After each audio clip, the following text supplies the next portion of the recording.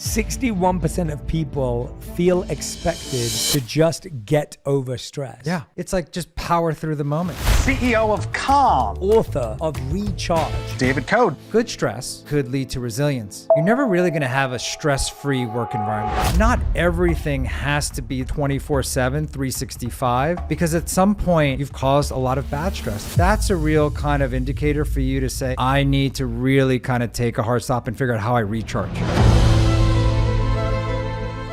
The #1 health and wellness podcast. Jay Shetty. Jay Shetty. The one, the only Jay Shetty.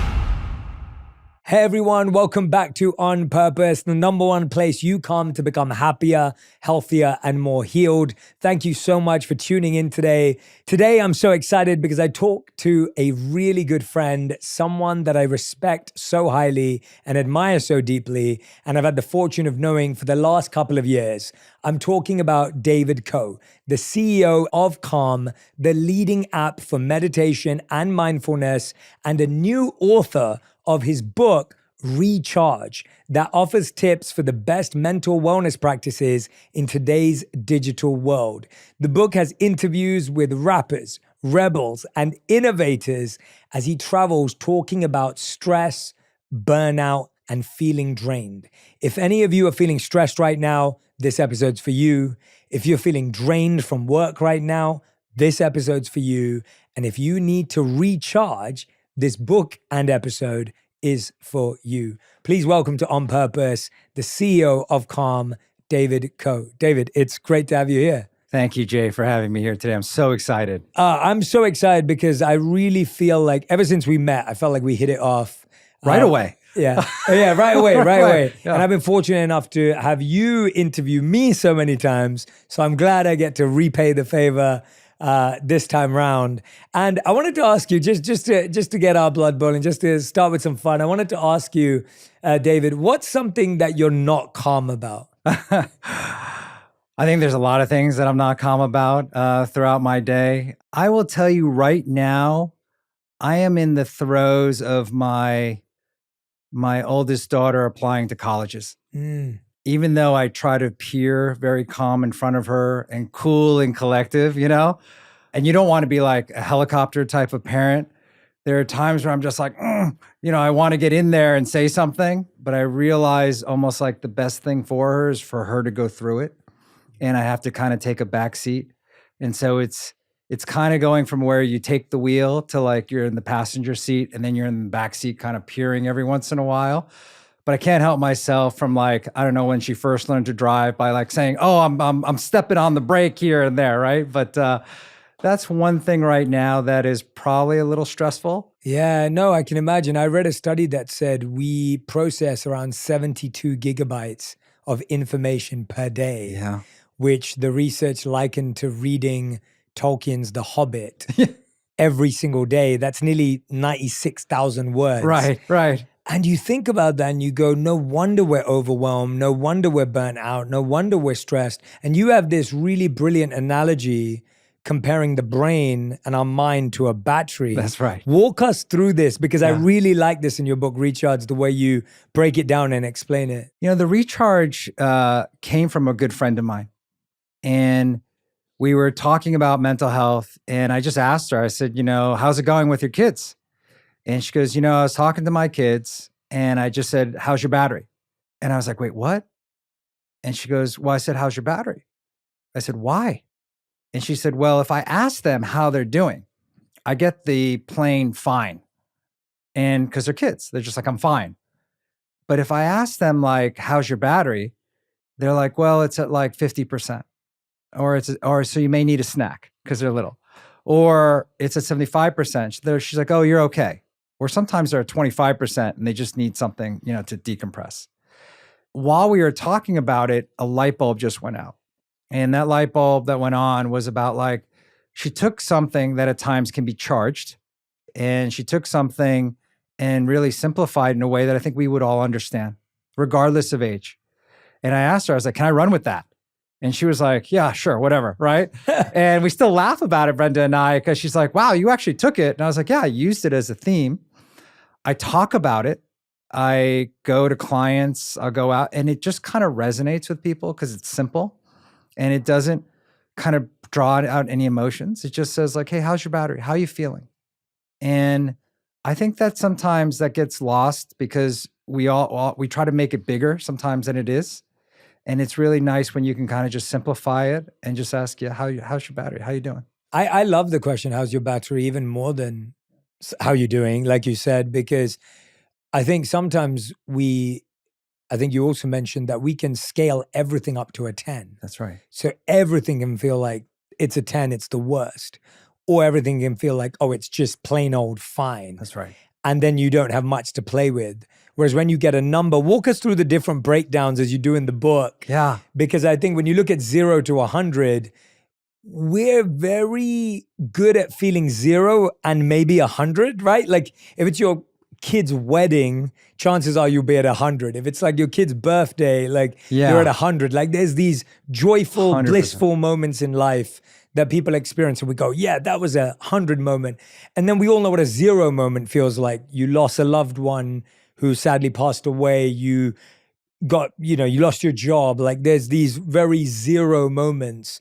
Walk us through how you break down the 0 to 100. Yeah, and I tried to do it really simply. I have found, and I'll talk about my own kids at times. When I ask them that question, how their battery is, I notice that they check, like most people, they check their phones quite often. And at some point, it just becomes like a reflex. And they don't even know they're checking it.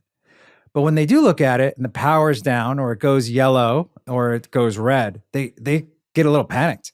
Like, oh my God, I got to charge it. Imagine my surprise when we're in like airports and they're like going up to people, can I use a little of your charge, right? Yeah. And I think we've all been there where we don't have a charger and usually like, I need something. Can somebody help me out? Most times people are really kind and they'll just, kind of help you, especially if you're a kid. I thought about then putting it into zones and I put it into 4 zones. And I just said, if you're at 75 to 100, you're probably fine. And meaning that, you're in a zone where you're just moving along. If you're at 50 to 75, you're probably in a place where you might need to start to think about how you may want to recharge. If you're in that 25 to 50, it's time to start figuring out, take a break. You may need to take a walk. You may need to put down the phone. You may need to stop the litany of Zoom calls that you're on right now, right? And if you find yourself 0 to 25, that's a real kind of indicator for you to say, hey, something's probably not right. And I need to really kind of take a hard stop and figure out how I recharge. And recharge can happen in a number of different ways. And so I've often talked about when I've gotten into that zone, I just kind of almost go for a walk. I sometimes go outside. I take some deep breaths. I do a number of things. Sometimes I may need a workout. A workout really helps me to recharge on a personal front. And everyone's a little bit different and they'll go to different techniques. And so in the book, I list a lot of things in the book that you may do. You may do 1, 2, 3, 4, or all of them.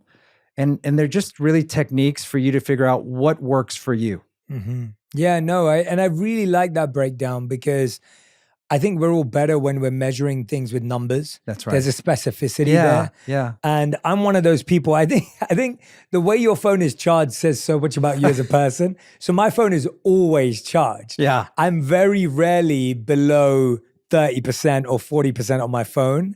And I think I try and monitor my personal health in a similar way. Right. As soon as I feel myself going below 50%, I know it's time for an early night. I know it's time to cancel weekend plans. I canceled a dinner this evening for that exact reason. I got back from work yesterday. I started work yesterday at like 8:30 a.m. and I got back from a shoot at 9:30 p.m. And I knew I had a dinner tonight and I just said, I'm so sorry I can't make it. Good for you. Because I knew I had a busy day. Today I was interviewing you, I was interviewing another guest. And I was like, I want to be really present for that. It's really critical stuff. And then I need to recharge, using your word, I need to recharge this evening. And I'm always shifting things to recharge. And I love that idea because I think we hear the word rest. And then sometimes we feel guilty. We shouldn't, but we feel guilty like, oh, I don't have time to rest. Yeah. But when you think of it about recharging, you're reframing it and going, oh, I do need to recharge because otherwise, how am I going to give my best tomorrow? 100%. 100%. And, it's funny. You and me are the same on batteries. I keep my battery pretty charged as well. I have an electric car too. I marvel at people who can take that electric car battery down to 5%. I can't do it. That stresses me out. I'm stressed out when they tell me these stories. Oh, I took the battery down to 5%. I'm like, seriously? How? I mean, and they're like, oh, it's fine. Yeah. And for some people it works, right? For me, that doesn't work. I'm plugging in that battery every night and I'm going to make sure I charge that battery up. Others will let it go pretty low. Everyone's a little bit different that works for them. Yeah. I've asked some of my friends who charge it, go really low, and they're like, well, if I charge it too much, I get stressed. Yeah. I'm like, oh, okay, it can work the other way. Interesting. Yeah. So it's got to kind of work for you and how you want to recharge and different techniques that you want to do. You're never really going to have a stress-free work environment. Anxiety, depression, and then starts to lead to physical ailments because we know there's a linkage. Good stress could lead to resilience. It could lead to growth. It actually could lead to a stronger culture. I was wondering if someone's at a 0, when you ask them, how's your battery? Yeah.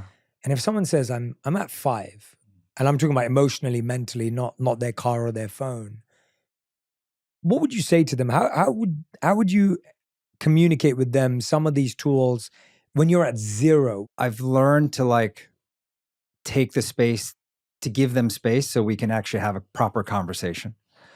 If you find someone at a really low percentage, and I may ask that person, how are you doing? How are you feeling? And most of the time you just want I'm good, because then you just want to keep going. And I find that often in the business world as well, not just in the personal world, but in the business world. We don't want a response, or sometimes we don't have the time to be like, if that person who you're asking the question to says, I'm not doing so hot and I'm not doing so well, then what do you do? So I'm very intentional when I ask some of these questions to individuals so that I'm ready for that response if I'm not doing well, like a 5%. So I kind of want to frame it there. I love that, yeah. I think sometimes we rush through these conversations. And then when they do tell you they're a 5 or a 10, I think the best things that I have found is you have to be present for them. You have to listen. You do such a brilliant job at that, Jay, because even in this type of environment, we know as we have this one-to-one conversation, if I was telling you I was a 5 or a 0, you'd be all in on this and you would hear me out. And then you would start to tell me, okay, let's talk about what's causing that. And I've had at times where family members have come to me and said, hey, I'm at a 5. And we start to break it down. And I said, let me put it another way for you. Think about your phone. And we do checks on our phone. And there's things on your phone that drain your battery more than other applications. And they're like, yeah, it's like when you go and Apple shows you what's draining or taking up all your memory. And what happens when you start to delete some of those things? Or what happens when you start to recognize what's causing it? They're like, oh, my battery is much more efficient. And I'm like, yeah. So what's causing that in your personal life right now? Yeah. And we try to create analogies of different things. And so it doesn't become a space where all we're doing is talking about all the negativity. We're trying to draw parallels to different things in everyday life. And so that it doesn't become such a charged conversation. Yeah. Right. And that's kind of the recharge concept as well, where we're like, let's talk about your mental health. Because sometimes some people don't want to talk about their mental health. Mm-hmm. But when we bring up the battery conversation or how to recharge, it's just a different framing. And again, this is something I think you just do brilliantly to bring everyone in. And I try to do the same thing there as well. Yeah, I was going to ask you that actually, because I've always felt that with you. You've always been present with different touch points, whether we're at dinners, events, where even when we've traveled and seen each other, when we're in New York for a dinner for Time earlier this year, you're always present too. And I wonder, how do you do that as a busy CEO? Because I think you're so right that when we ask the question, how are you doing? We are subconsciously hoping someone just says, I'm good. We almost ask the question and expect the response even before we have a response. You're so right. Like that really resonated with me. And the truth is sometimes life is fast for most of us, right? Our schedules are back to back to back. We are running from dropping your kid to school, running to work, picking up the laundry, doing the laundry, whatever, right? There's so much going on. Yeah. How do you actually create space for these conversations? And that's part of being a lot more present and intentional as leaders. And I'd be curious now, for you as CEO as well, we're expected to have all the answers. We're expected to make many different types of decisions. We're expected to play roles in HR, but also company strategy. And, when you take a step back, you can't make every decision. And then there's always things that are the unexpected. Take your car analogy. So when you had your car and you were at 30%, you were probably with someone, but in the back of your mind, you're going, how am I going to get home? Where am I going to charge? And you could do this probably better than most, but you still want to be present for that individual that you're with or your friends that you're with in those conversations. And what I find is like sometimes we as leaders have to make the space. Sometimes we as leaders have to show something that you do absolutely brilliantly, is to show a vulnerable side to them and talk about our own stories. I find that many CEOs today aren't vulnerable. I, for one, was not very good at being vulnerable. When I wrote the book, though, I was just taken back at how many people who I met for the first time were so open and honest and vulnerable with myself. And it got me thinking, well, if they can do it, why can't I do it? Right? And if I start to show some of that vulnerability at work, if I start to give a little bit of space and more time for that conversation, would that then make it just more open for others and more safe for others to have the conversation? Because if I'm not having that conversation and saying, here's my own journey, then they may feel that it's not okay for them to open up as well, right?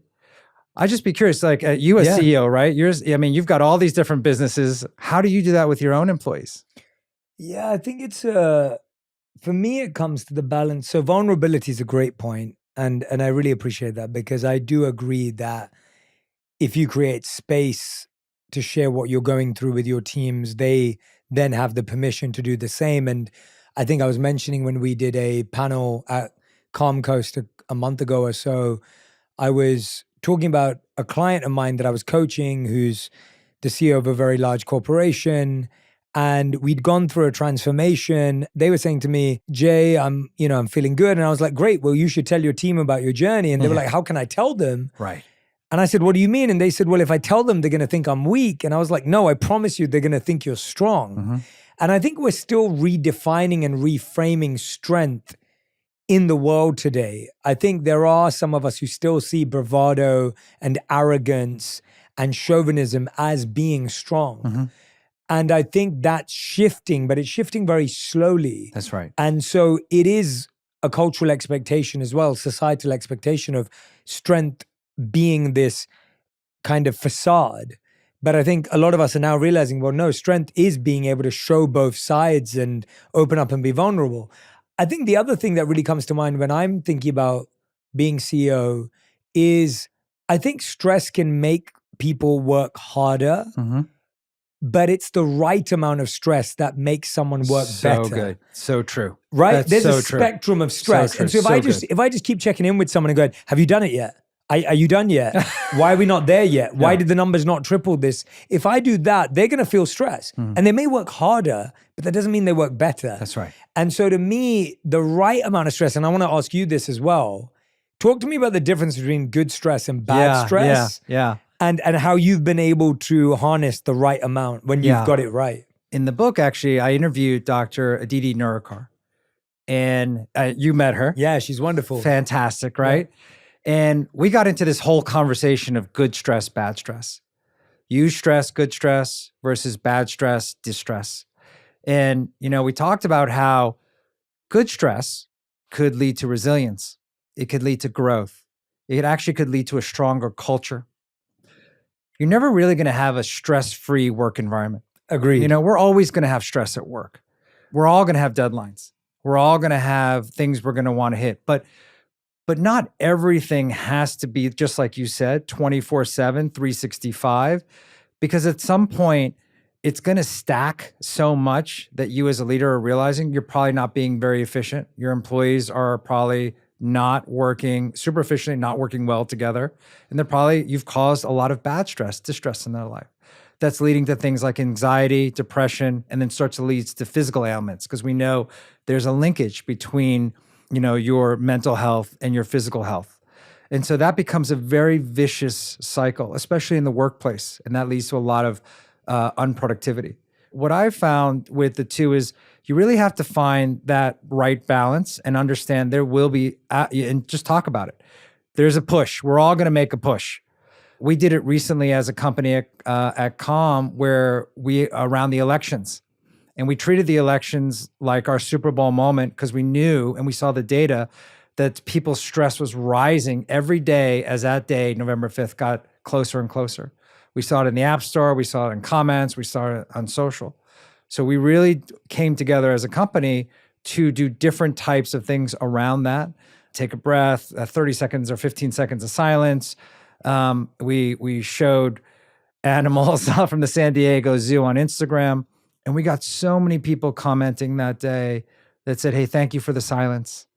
Thank you for my 15 seconds in this world where so many things are happening. Now, people were dialing in from work because they were stressed at work. Stress doesn't just mean it's at home. It was like people were like during the elections coming in from work.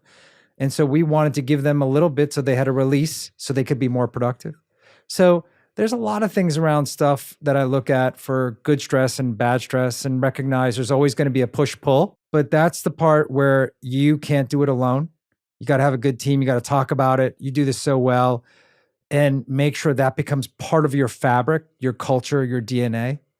And I think it's shifting, but it's slow. Yeah. I think the conversation around mental health in everyday life, it's the most approachable it's ever been, right? I talk about things with my own kids today around mental health.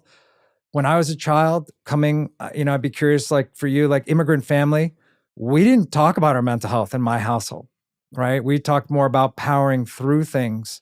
And I can talk about that later, but we didn't really talk about it. My kids talk about it. They may overuse it at times, not use it the right way. It's okay. They're having the conversation. Their friends are having the conversation. I think that's great. But when you go to the workplace, it kind of stops, and I go to so many places and I'm like, do you talk about your mental health at work? And they're like, no. And I'm like, well, let's change that dialogue. Let's make it as approachable as it is in everyday life. And how do we start to do that? Let's give you the tools and we'll start at the top. Yeah, you're so right. You're so right. What you're painting a picture of for me is that I look at the good stress being when we all know what challenge we're up against. We know what the goal is and everyone feels supported. And I think what often happens is people don't know what the goal is because you're not helping them do that. They only see the challenge and they don't feel supported. That's right. So now they don't know where they're going and they feel if they fall flat on their face, they have nothing to catch them. That's right. As a leader, the goal is to provide the goal and the support, and then the person can focus on the challenge. Yeah, and be transparent in that journey. I speak to many CEOs in the Valley and over the world, and a lot of times I'll ask them, how do you prioritize things with your employees? How transparent are you? And I'll tell you, many of them are not that transparent. Or they'll be like, these are the most important things. And then they'll add 5 more, and then 5 more, right? And I'll be like, oh, okay. What did you take away? And they're like, what are you talking about? I mean, what did you take away? And they're like, nothing. And I'm like, well, how do you think that's affecting your employees? And they're like, I never really thought about that. So I've just compounded and stacked the problem as a leader, and you didn't take anything away, and it cascades down like a megaphone. Think about what that employee is going through and walk in their shoes for a minute. We at the top have the luxury of having more control over our schedules. But that person may not have as much control over their schedule. They're just ticking through things. Yeah. And if you just keep adding and not taking certain things away and saying, this is important, this isn't important, here's how I think about it, here's how I'm being transparent, you're adding more stress to your company. Leaders struggle with how to be vulnerable. Is it going to be used against me? Yeah. Is someone going to write about it and say I'm too weak? Is the board going to think I'm weak as a leader? That's ultimately also a fail of corporate stewardship because they have to also look after your mental health. At Calm, I love this. When I first got introduced to Calm and started taking calls with the teams and I took my role of Chief Purpose Officer, I got integrated into the culture. I loved the little things and the focus on the little things at meetings at Calm, whether they're on Zoom, in person. I want to hear about these smaller things that are happening on a daily basis, because I think often companies think they need to put out a thing that says we're focusing on company mental health and they're doing these big things, but Calm internally, let alone the work they do with other companies and workplaces, but Calm internally had some really nice cultural things that I noticed from the outside in as I was being integrated. Walk us through some of those daily things that you think create the rituals and practices that help people. It was interesting for me, my first day at Calm. I walk in and they're Michael and Alex, who you know well, the founders, right? right? I love them. And they love you and they talk about you all the time and how you all first met. And they introduced me to the company, warm welcome, so inviting. And they started the whole all hands off with a meditation. And I wasn't really used to that, and I was kind of sitting there and I kind of noticed everyone. And normally we listen to someone like yourself. We'll turn you on or we'll turn one of our other kind of narrators on. They do great. And everyone just kind of sat there in the moment. And whether it was, sometimes it's, really quick, 30 seconds, sometimes it's 5-6 minutes, sometimes 3 minutes. And they listened, and I kind of was peeking at times looking, I'm like, is everyone kind of closing their eyes, around here, looking there. And they were just in the moment. It was a moment for me that showed me how much they cared. And I was like, wow, this company cares. This isn't forced. You don't have to be here. You don't have to do this. And they were there and they were present and they were in the moment.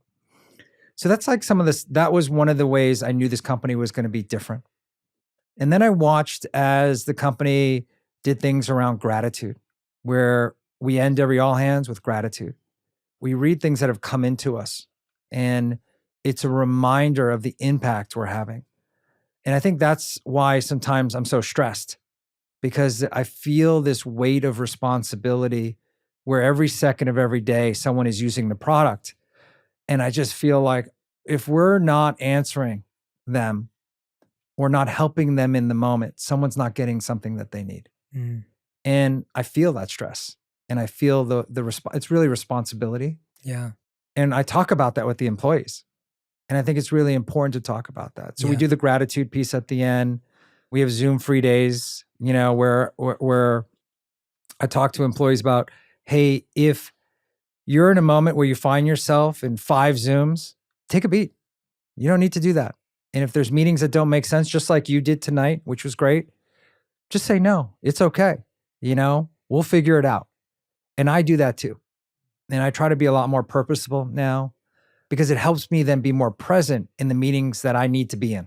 Yeah. Right. And rather than saying, it's not the quantity of meetings that I'm in, it's those quality of meeting moments that I'm in. And I think people sometimes like misinterpret like quantity for productivity versus like value. And I'm much more like, okay, I'm going to focus on quality, and it may mean less.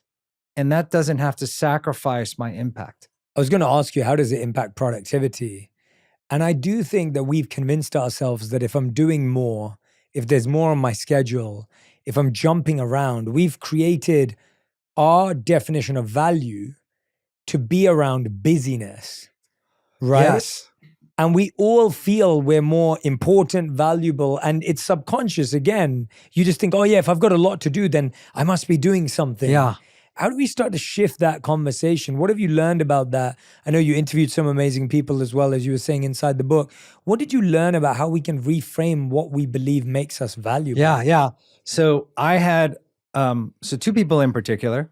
So John Scully, for example, the former CEO of Apple, he talked about how in the book he was chief listening officer. And I was like, really? And he's like, yeah.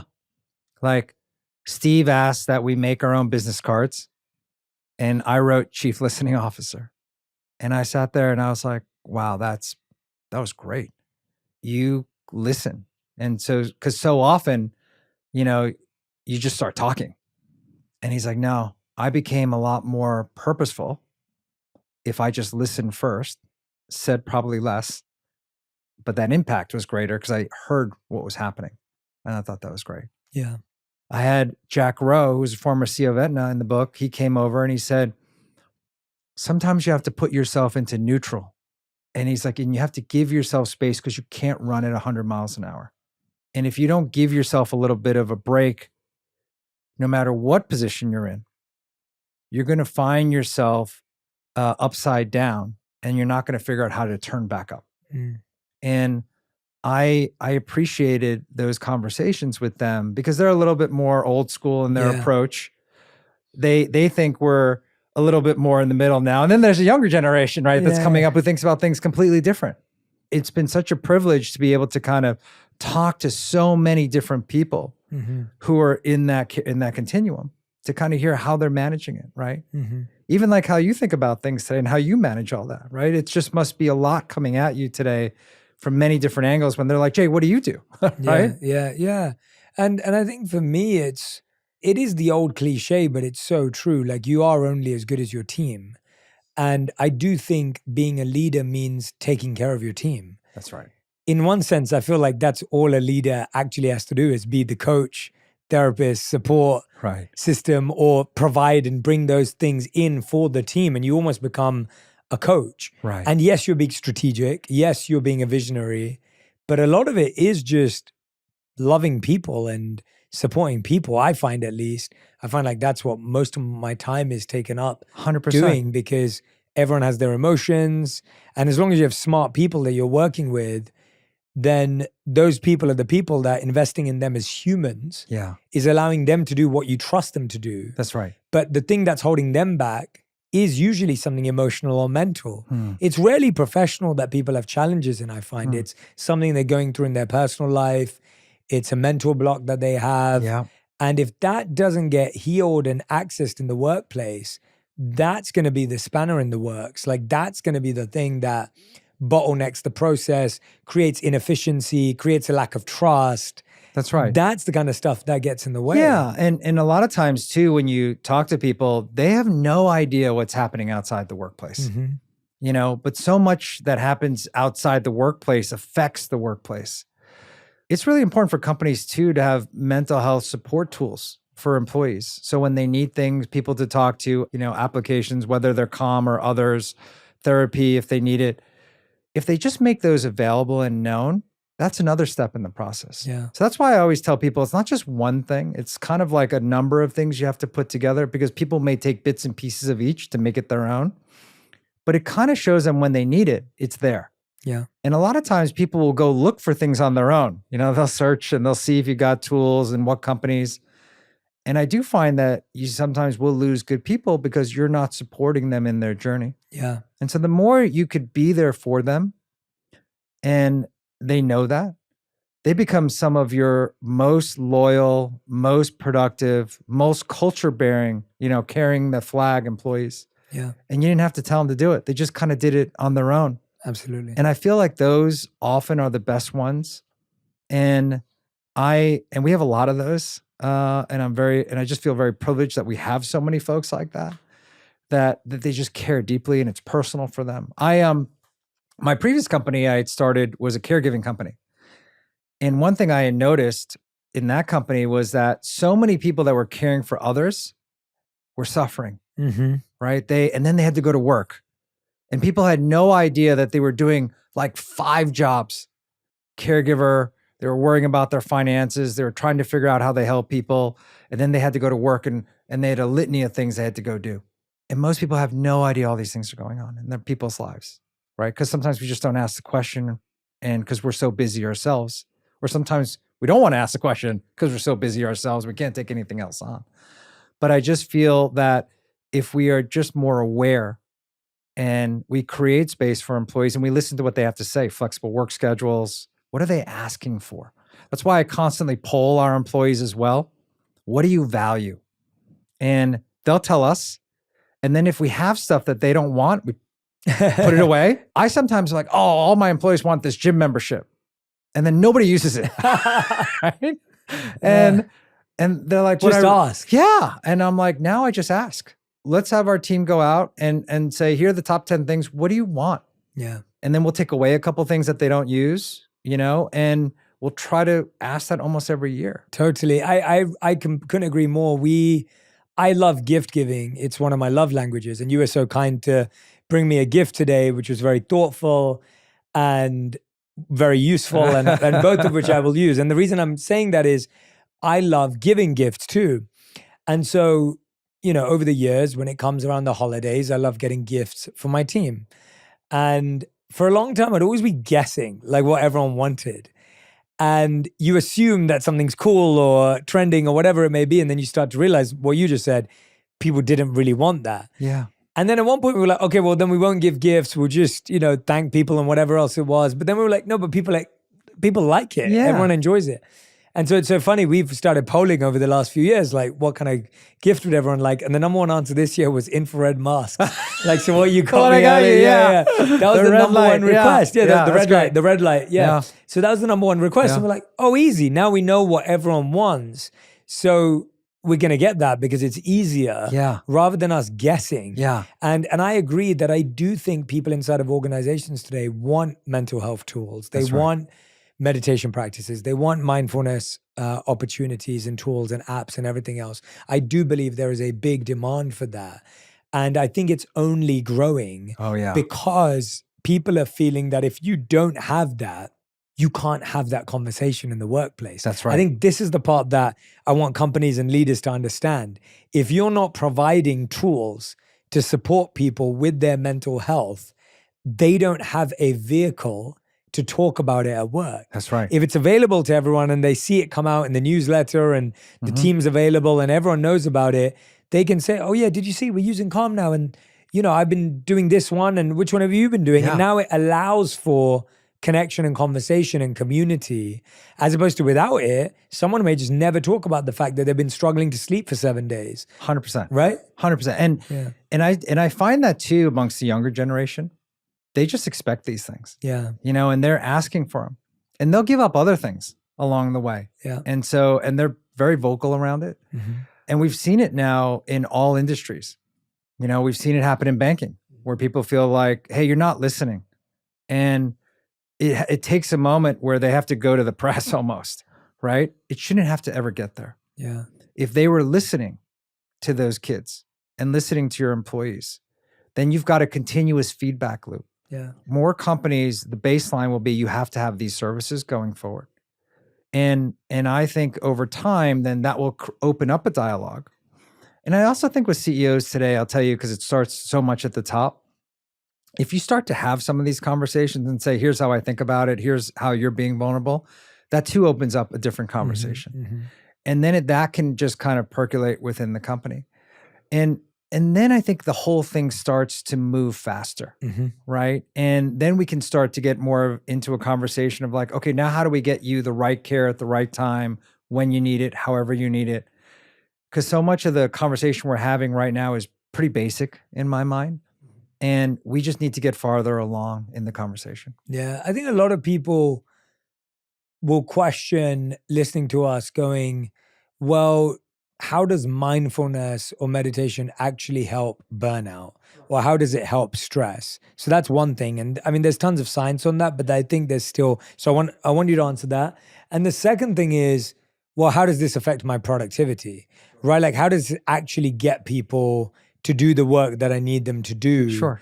And isn't this just a distraction or slows them down? Because I know a lot of organizations just feel like this sounds good in theory, but how does it help? So if we could talk about how mindfulness and meditation, specifically the programs that exist on Calm, how do they make sense for stress and burnout? And then how do they make sense for productivity and performance? Yeah, I mean, I think I have both of those. I'll start with the second one first because it comes up a lot. And what I often tell people is when I'll just use Calm as an example, more than half the people that use Calm today come to us for sleep. And they're having moments where they just can't fall asleep. Most of that comes, as we know, because they're sleeping next to their devices. The devices are constantly beeping. They don't shut them off. I talk about like, it's hard, but I keep my phone outside my bedroom. Not everyone does that. When I travel, I don't do that. And sometimes it leads to, not a good sleep.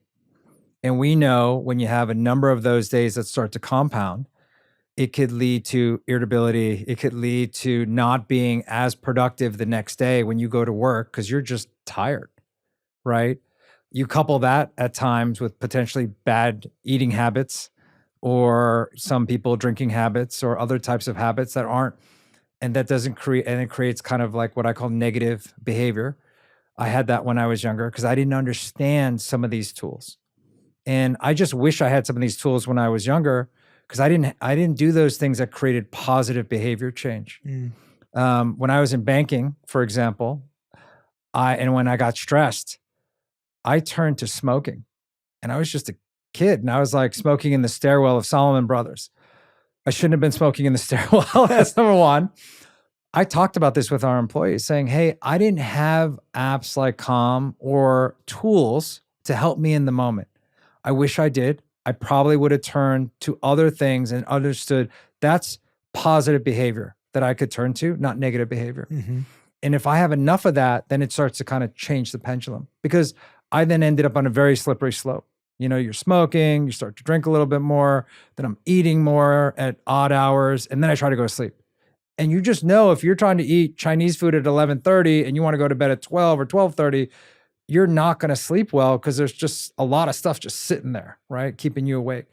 And so for me, it's been this continuous kind of learning. And we talk about some of these things. And, you know, I think in the workforce, it's no different. Because then people got to shuttle the kids off to school in the morning and you got to make breakfast, you got to do all these things.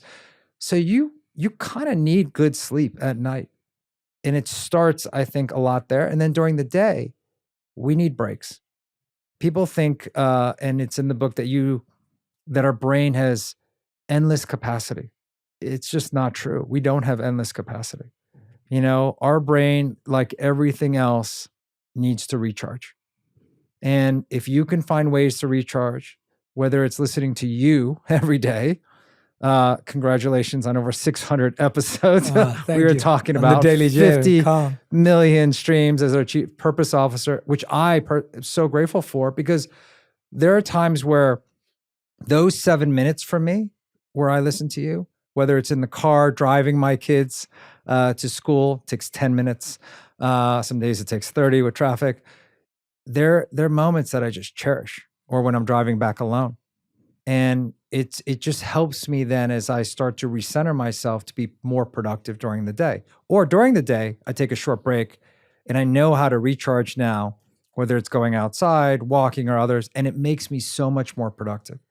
Because what I find is if I work in a manner and I find myself falling below 50%, 25% of my battery, and I just keep trying to power through, my work it's not very good. Yeah. It's embarrassingly bad, I would say at times. And no amount of AI is going to make it better. Yeah. You know, it's just not. Yeah. And so I then have to kind of take a step back and be like, okay, you're trending in the wrong direction. Take a beat. And I talk about this at a company and with many other companies that are out there today. And I know so many employees I talk to resonate around this. Yeah. Right? Because they just feel it's an endless hamster wheel. For sure. Right? For sure. Yeah. As you were speaking, I was thinking about how if you have a still mind, you actually make quicker, better decisions. And if you have a stressed mind, you actually make slower, worse decisions. Yeah. And we think, oh, well, if I take time out to be still, I'll lose time. But actually, if you take time out to be still, you'll gain time because you'll make better decisions. They'll be more long-term. They won't be rushed and haphazard. And they'll actually you'll be a better communicator. I know for a fact that if I'm stressed, I don't communicate as clearly. Yeah. I can be a bit more like rushed and, you know, kind of like, let's short, hurry this up and right? short. Short with people, right? Yeah. Whereas if I'm rested and I'm still, then actually I'm able to formulate ideas. I can be more tolerant. I can be more patient, which are all the skills you need. And so taking out 7 minutes a day doesn't make you slower. It actually makes you faster and better. And something I pulled from your book, these stats were really fascinating for me to read. So 61% of people feel expected to just get over stress. Yeah. That's unbelievable that 61% of people feel like they're expected to just get over stress. Yeah. It's Why, just why is that? when I was younger, and I didn't understand this when I was 14 years old, And I think it was much younger. I wrote about it in the book that it was 14. I actually think it happened when I was younger. I just don't recollect those times. Mm-hmm. When I got really stressed or nervous, and most of the time they're around like tests or speaking stuff or in front of the course. class, I just started to get a tightness in my chest. I would get shortness of breath at times. I would sweat in my hands, and I didn't really understand what was happening. And I talked to my mom, you know, and like a very traditional Korean mother, she would be like, just power through it. And I'd be like, okay, I'm just going to power through it, right? But she didn't know either what was happening. And I don't blame her around that. She just didn't understand in the moment. You know, the reality is when you think about your mental health, it's not about just do, you know, and it's not about powering through the moment. For me, it's about powering up, you know, and that's where the battery analogy keeps coming back in. Yeah. And I didn't understand some of that. And then and then I didn't have the vocabulary. It wasn't really until I started getting into healthcare that I started to understand, oh, wow, this is what you were going through. You've been able to kind of manage it and through some unhealthy behaviors at times. And now you are doing it through healthy behaviors. But the vocabulary has changed, Mm-hmm. right? And you have a better command of that vocabulary. So Yeah. you know how to talk about it now, where I didn't know how to talk about it then. Yeah. And so I do think so much of the population today is about powering through it. And I do think a lot of the population, and I would say more in countries like Korea or Asia, even though mental health is the most approachable it's ever been, like in the States, it's not really approachable there, you know? And that does make me sad at times when I go back home. My parents moved back to Korea. They live there. I want to talk about these things with them. And it's just not easy for them to talk about, right? I don't know how it was for you. Yeah, Did you talk about this when you were a kid with your... It's so interesting what you were saying about your experiences of stress growing up. Mine were the same and they didn't know what it was either. So it's the same things, exams, anything high performance related. I'd feel like my chest got tighter. My heart felt like it wasn't beating the same. I'd get, sweaty palms. And I remember going to the doctors and they'd wire me up with these monitors, like old school monitors, Yeah. which were like these big things. I'd have to wear it for 24 hours. And I'd go back and they'd be like, oh, he's fine. And I'd be like, but mom, I'm not fine. Like there's something I'm feeling and there was no word for it. And so I can very much relate. And again, my mom didn't know what it was either. And she was trying her best to help, but we couldn't figure it out. And so I got on with it and I always have. And then I was thankful enough to learn mindfulness and meditation many years later that have been my core practices. And now it's not that I don't get nervous before I'm going on stage or a podcast. I still do, but I know what to do. And so I have my breath work. Yeah. I know what I have to lock into. It's not that I don't experience those emotions anymore. But I agree, even in a South Asian family, like I don't think that vulnerability was normal from parents. It wasn't common for uncles and aunts to be that way. And so it created a culture of always putting your best foot forward, always somewhat being performative. That's right. And I think I never subscribed to that. So I started very early on rebelling and just Good for you. being myself. I didn't. And I wish I had done that. Yeah, and I started breaking the rules early on that. And I'm grateful that I did. But now I realize it wasn't that I was breaking the rules. I was just expressing my discomfort with having to put up a face or a mask on when everything wasn't okay. Yeah. And I think that's hard for people to do today, where I read another stat that said 33% of people feel too overwhelmed by daily stress to think ahead. Yeah. Like when you think about that, it's like, gosh, like, that's what people are under. Mm-hmm.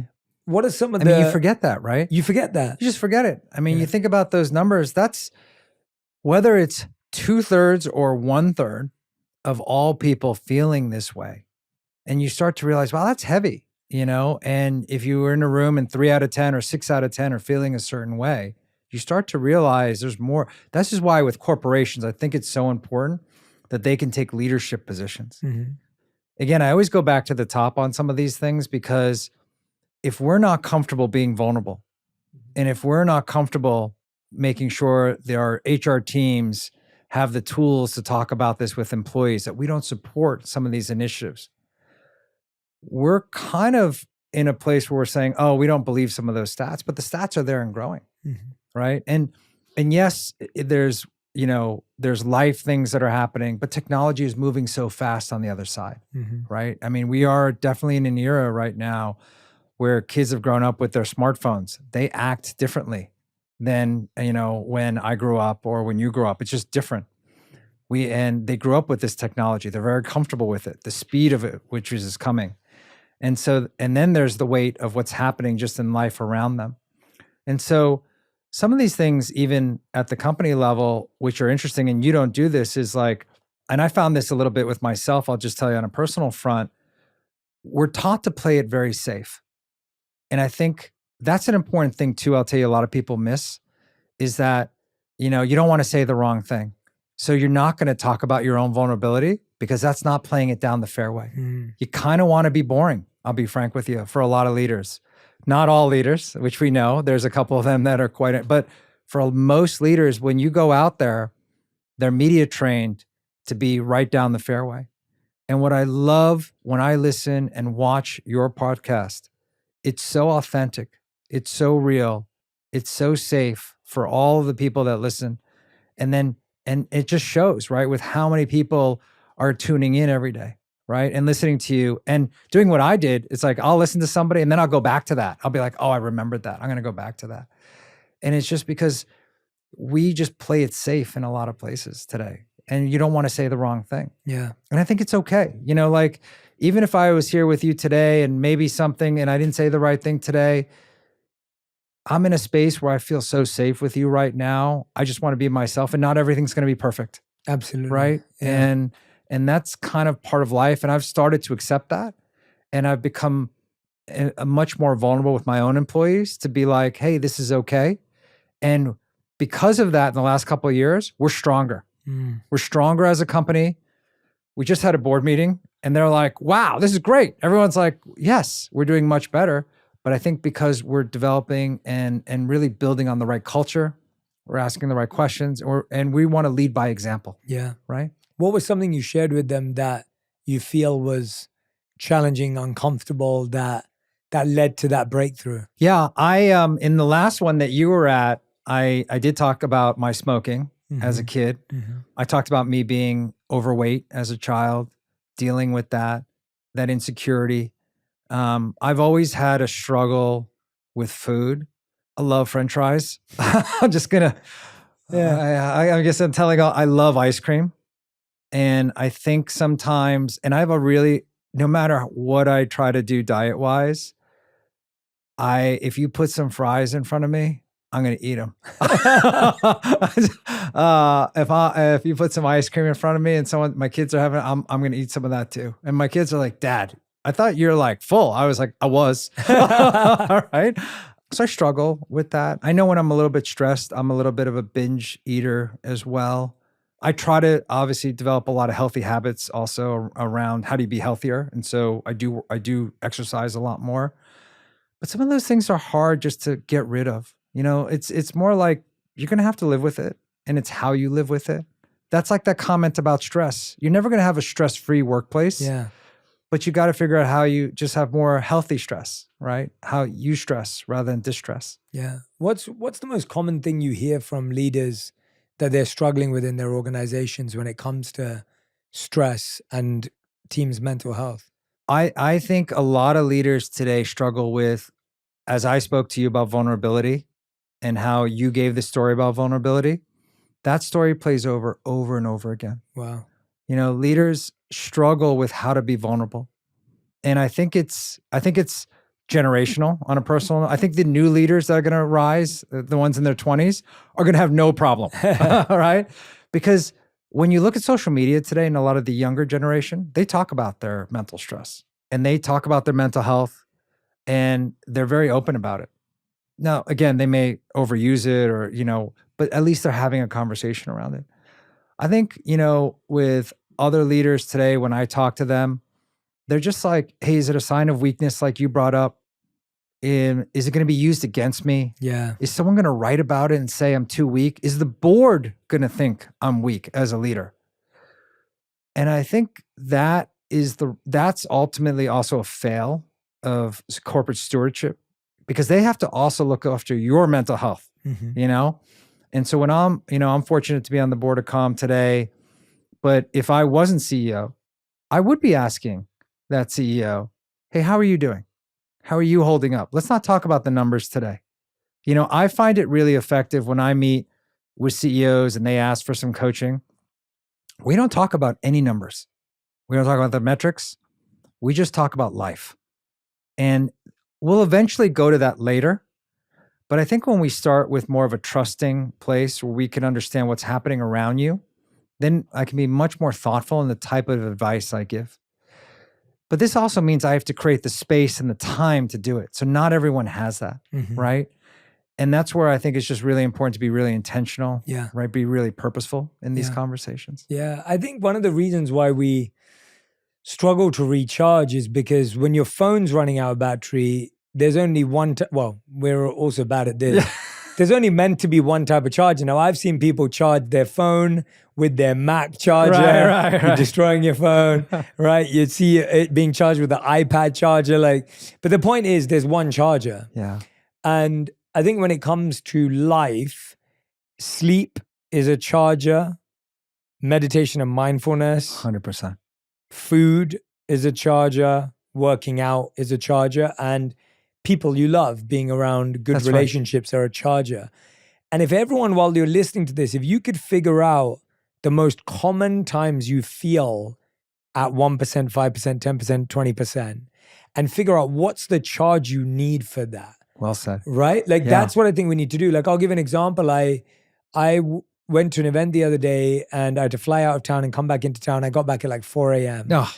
And I worked out the next day and I felt so weak because I hadn't slept well. Of course. And I hadn't eaten well. And so at that point, I'm glad I still worked out because I needed it. But I told my trainer I had to get a bit of an easier workout because I didn't want to push myself when I felt weak. But it's it takes little adjustments of figuring out what charge you need right now. Now I've had a busy week, I had a busy weekend.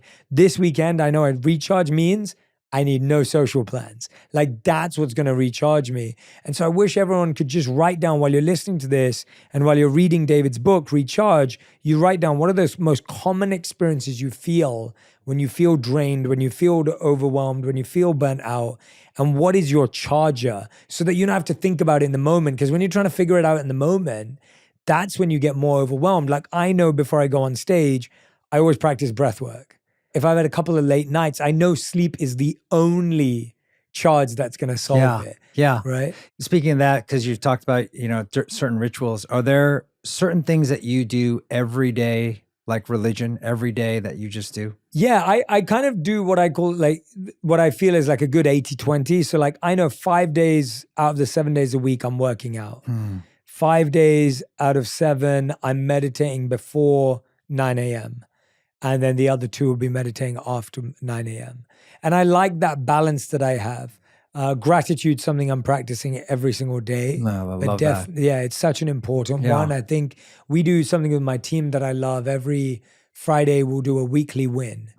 And everyone's encouraged to share what they believe is their win. And sometimes what's amazing about this activity is you feel it will always be oh, we had so-and-so on the podcast, or we won so-and-so award, and it isn't. It's actually these little things that people are doing behind the scenes so good. that are not these grand wins externally. Yeah. And they believe that that's been their success. And I think it's a really great way to actually get to know each other because you get to see what people value as success. Yeah, 100%. And you get to understand what people see as value in the work they do. Whereas we just assume that, of course, if there's a big quarter, then everyone should be excited. And it's well, maybe not. Right. Because that's not what they equate as their personal success and contribution. And so doing the weekly wins on Friday is one of my favorite things to do with my team. I love that. It takes 30 minutes to do. Yeah. And everyone just goes around, my core team, and just shares what was their weekly win. Yeah. It's huge. I love that. I sometimes start my beginning of the week staff meetings with how was your weekend? Just tell us something that happened, personal.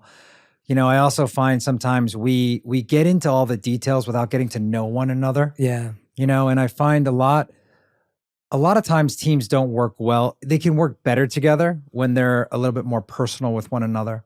And it doesn't have to be deep. It could just be hey, what did you do? Some people will say, I went on a hike. I went to my kid's game, or, I traveled somewhere. or binge watch the show, and we're all like, what show? What's your favorite show or something? And we just get to learn something a little bit more personal about the individual. And then it's less about, oh, did you hand in that PRD? Yeah, or yeah, yeah. this other thing, right? It's just, it's more personal. Yeah. And I think, and by you just doing your wins every week, you know, how I love that. Yeah. I think about it as very simple. I think about it like this, like you're going to spend a third of your life at work. Yeah. Learn to get along with your colleagues. Yeah. Learn to build relationships with the people you spend 9 hours a day with. You're going to spend a third of your life with these people. You should actually really get to know them. Yeah. You should be able to laugh with them. It would be wonderful if you could open your heart with them. Yeah. When we kind of go, well, work's this thing over here, and I save all of that for home, you're basically saying that 30% of your life, you'll never experience joy. You'll never experience connection. And I don't think that's the world we want anymore. I think we need a world where work can be meaningful and thoughtful and purposeful. And again, going back to what you said, it's not that it will ever be stress-free. That's right. It's not that it's ever going to be perfect or this utopia or this beautiful place where everything's amazing. But I think one of the things we don't realize is that a lack of productivity stems from a lack of trust. Yeah. When you have trust and you have interpersonal connection, things move faster. People are not gatekeeping. No one's trying to be a bottleneck. No one's looking out for how they can be top dog. There's this feeling of we're all going to win together. And I think if leaders can start to figure out what that culture is, then people will achieve so much more and they'll be happier. I think, you know, I would hate to be at the top of a hill with the team and 3 people like gave up along the way. 2 people told me they never want to come back. That's like, right. I was going to ask you, you've had so much business success before Calm, you know, at Calm, like walk us through how your views have changed of recharging your team. It's actually really interesting. I used to be one of the youngest execs in the room, and now I'm the oldest person in the room. I think when I was younger, I felt that I had to be in every decision process. Mm. And that's a little bit of like, oh, I'm productive because I got my hands in everything. And it was probably the opposite. I was probably causing more stress and less productivity on a process. And I realized that later, that it's not the number of meetings or decisions you're making. It's not the quantity, it's the quality of those decisions. And I keep going back, always the quality of decision making. What is a quality decision? Let's define that. Yes, that's great. Yeah. So like it's things that you feel that where you sit could move the business forward in the most meaningful manner. So sometimes it could be helping teams unlock a product decision. Sometimes it could be helping teams with partnerships that may move it forward. Other times it may mean things around culture or HR. But it's really being intentional in terms of the types of decisions you're making and where you're spending your time. It's not being in every decision with everybody, because ultimately they have to make decisions too. One thing we've been doing now that I feel that has really brought the company closer together is we did this retreat where it wasn't just the leadership team. We brought many different people together. And I said, you guys come up with the company strategy. And they were like, and this woman, they were like, what? And I'm like, they're like, don't you have it? My younger self would have been like, here it is. I was like, no, you do it. And I'll tell you, it was so much better than what I was thinking. And it just reminded me again, you hire all these smart people, you take all these time vetting them, doing reference checks, let them do their job. Give them a chance. If it was a sports analogy, to shoot the ball, give them a chance to play, you know? Don't feel like you're keeping them on the bench the whole time and you have to do everything, and give them a shot. And I do that a lot more now. I'm much more intentional with it now. It was great. We rolled it out to the company at that offsite you were at. People came away and said it was the most inspiring offsite. And they were like, yeah, that was great. And I said, I didn't do it. They did it.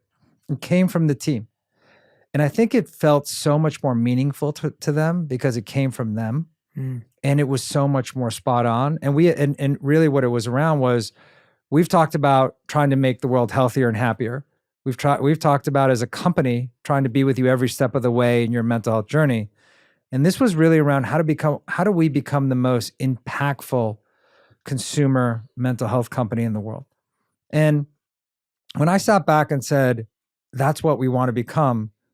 And the team had kind of been the one synthesizing it. Then everyone started mobilizing against it on their own. And they had thought about things that I never even thought about because I'm just too far sometimes away from the details. And then now I've seen us accelerate, and I know that motion and muscle can be repeated, right? And you can bring it to other companies regardless of size. And I think sometimes as companies get larger, and I've had the fortune of starting my own company where it's like 3 of us, and then it grows to 30, whatever, 300, and then to thousands. And then I've had the fortune of joining companies later where it's thousands and it becomes hundreds of thousands.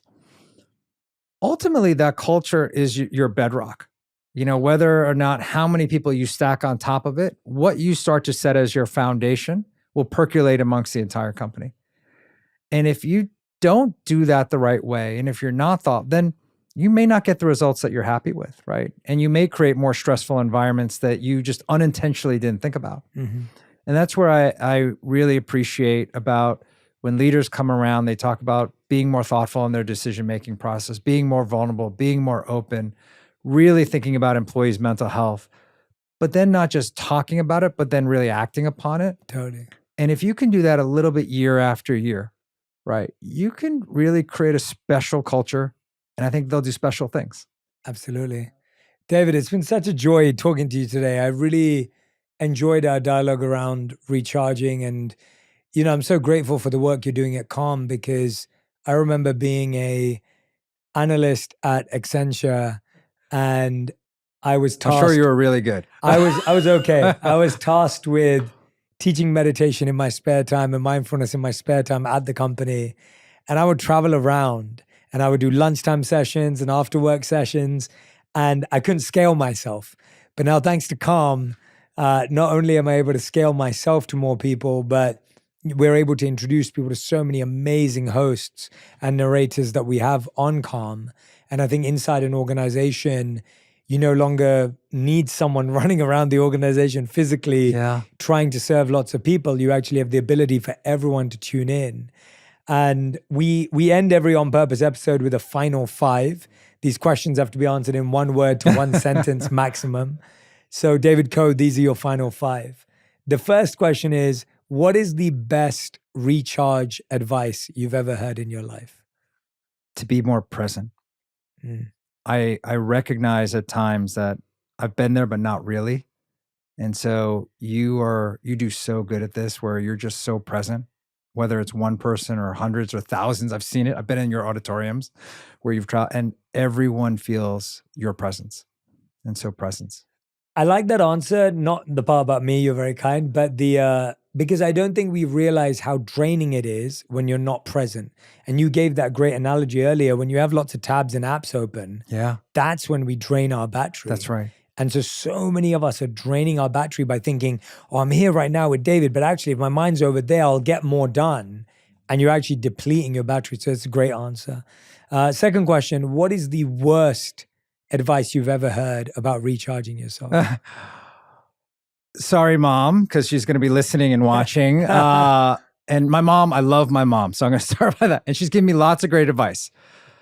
But this probably was the worst advice she gave me as a child, which was to power through. And it's not about powering through. It's really about powering up. And she didn't know, but, Mom, I think it was not about powering through. Question number 3, what's your 3 favorite ways to power up? So I have rituals like you. And my rituals in the morning, when I wake up, I don't look at my phone right away. I actually go downstairs. I start the coffee. I open the window and I walk outside and I take 3 breaths. And it's been something I've been very intentional about doing. If I'm traveling, I try to open the window, wherever it may be, if you're in an apartment or something. That process starts to center me. The second I do is I do a lot of walking meetings. And so I'm a big fan of trying to break things up that help me recharge. So people give me energy. I would say going outside, breathing, people give me energy. And then lastly, I think similar to yourself, I love to exercise as well. And I've become a lot better at keeping a steady schedule around it. And even someone said this to me the other day, they said, do something every day. Right. And I'm like, great, I'm going to do something every day. and I'm going to be really intentional about it and just keep at it. Some days I'll go to the gym. Some days I'll do something at home. It'll be really quick, but exercise as well. I love that. Question number 4, what are your 3 favorite ways to power down? I turn everything off, meaning the following. So it won't be just putting my phone and turning it over, because I don't think sometimes that's enough. I'll just be like, you know what? I'm kind of done. I wanted to ask you earlier, because I'm curious, if you had a day and you didn't use your phone, social media, what does that day look like for you? Those are the best days. Yeah. Doesn't happen very often. I've definitely tried really hard. One thing I've really focused on is when me and my wife are together in the evening for dinner, and then if we're watching a show or something, is not bringing the phone to those 2 things. Because I found myself a lot of the time like finishing off last emails, messaging while we were having dinner. And then when you're watching a show, you're distracted. Yeah. And then you watch your partner get distracted. And then you're like mad at them for getting distracted. But then when they put their phone down, you've got yours up and they're mad at you for getting distracted. And I was like, what are we doing here? Yeah. And I was starting to notice just my attention span just dropping. I've noticed that a lot in the last 12 months more than any time before. And I've realized so much of it is because of just the speed of consumption. Yeah. So now it's not even that we're consuming a lot. We're consuming a lot at a really fast rate. And so you're just making it easier for your mind to get 2 seconds of everything. And so for me, I try and make my weekends very phone free, because weekdays I am on my phone. I've also found that even when I'm with my team, if I can have my laptop in the room, but my laptop's not connected to messaging apps, and then my phone's not in the room, I actually find I'm better with my team. So I can still do email, I can still do work on my laptop, but it's not wired up to WhatsApp. It's not wired up to text message. I don't need it. And so I've been trying to leave my phone actually out of my hand when I'm not traveling. If I'm going out for work or driving, of course I need my phone. But if I'm in the office, I don't need my phone on me in meetings or in between meetings, actually. And all of this is stuff I'm still working on too, because I find myself go through ups and downs with it. Yeah. There are times when I'm brilliant at it. I also follow you. I don't keep my phone in my bedroom. Yeah. Don't look at it first thing in the morning. Yeah. But I also have days where I break that completely when I'm traveling. And so I don't want to make anyone feel like I've got it down or perfect, because I haven't. And I think it's almost like peaks and troughs. There's always a good day and a bad week, and a good week and a bad day. Yeah. That's great. That's brilliant. So I just love being that. honest, yeah. 5th and final question to David Coe. If you could create one law that everyone in the world had to follow, what would it be? Kids have to go to gym 5 days, and they know there's physical exercise. And it's just kind of like, it's just understood. Why can't we take some of that time for children to also better understand their own mental health and to teach them about their mental health? Because we know so much of this starts early, just like it started with myself at 14. If I had that vocabulary at 14, I probably would have developed better kind of healthy behaviors at 14 and did that as I turned into a young adult. So I would love to take a little bit of time. It doesn't have to be all the time. It could be carve outs, maybe once, twice, 3 times a week, where we educate our children and check up on them, on their mental health or their battery, and ask them the question. I love that. What a great law. That would have a big impact on the world. The book is called Recharge. We've got interviews with everyone from Randall Park to Macklemore. It's Yes. brilliant book. So fascinating. And I you know love- them. I love you know. the format. I love Yeah. the format. The format's fantastic. Like, you sat down with experts, with rappers, with rebels, innovators, thought leaders, and you put together this beautiful book called Recharge. David, I'm so grateful that you put it together. I'm so grateful we connected. Yeah, and thank you for taking the time, having me here. Thank you for talking about the book. It's something I'm so proud of. I hope people get really get something out of it. We talked to a lot of different folks, like you said, like Randall, who's you know as well, and many other folks there, Delilah, and they just talked about so many amazing things. And I was really touched by talking to each and every one of them. I was honored to hear their stories, and it just made me a better person. It also has helped me in my mental health journey, and I hope it helps some other people as well. David, thank you so much. Is there anything I didn't ask you that you really want to touch on, something that's on your heart or mind that's calling for you to share? I'd love for you to share it. You never asked me how my battery is. How's your battery? I would tell you my battery is at over 100% because I got to spend Wow. time with you. Oh, And- you're too kind. No, and I'll tell you, conversations like this just recharge and energize me. I love the fact that we got to sit. I've loved the fact that I got to know you personally and professionally. I'm so grateful for our friendship, your mentorship, your words of wisdom. I know how many millions of people you affect every day. I mean, over 50 million people at Calm, the entire employee base of Calm, really just, I can't tell you the impact you've made both on us on a personal and professional front. So thank you. I want to ask you, how's your battery? Do you know what? And I'm not just saying this because you're here, and I really do mean it. You recharge my battery too. Like this conversation is, I'd say before you came in today, I was probably at like a 60. Yeah. I've had a lot of social events in the past couple of weeks. We had Diwali, which is our Yes. beautiful festival every year. There was just so much going on, and all good stuff, all stuff I wanted to go to. Yeah. But I'm very disciplined about my sleep all year round. And at this time of year, I kind of let go a little bit because there are so many wonderful events that I get invited to. And so I've been feeling a bit, and as soon as you came in, you took me from a 60 to a 95 easily. And honestly, it's this conversation because it felt so real, so authentic, so genuine. I felt like, again, you were really present. And I think that's what we don't realize. When you're present with someone, you're charging them up while you're being charged. And that's such a superpower that often we think, oh, if I'm charging someone else up, I'm losing energy. But that's not true. If you're charging someone else up by being present, you're getting charged up, and so are they. And we've both felt that today. And I genuinely felt that today. And honestly, Calm has just been such a brilliant partner. It's the team I love working with every day, whether it's the content team, the team that we work with in the studio, the team that I get to see once a year, the leadership. Everyone walks the talk there, and it's so impressive to me. Thank you. Because I felt it from the moment I started doing Zooms and meetings with everyone at Calm, and it's remarkable what you're all doing, and I can't wait to be a part of the future. So congratulations, and Thank it's you. just the beginning. I think we're just getting started. So I appreciate it. yeah. Thank you, Jay. Thank you, David. Thanks for having me on Thank again. you so much. If this year you're trying to live longer, live happier, live healthier, go and check out my conversation with the world's biggest longevity doctor, Peter Attia, on how to slow down aging and why your emotional health is directly impacting your physical health.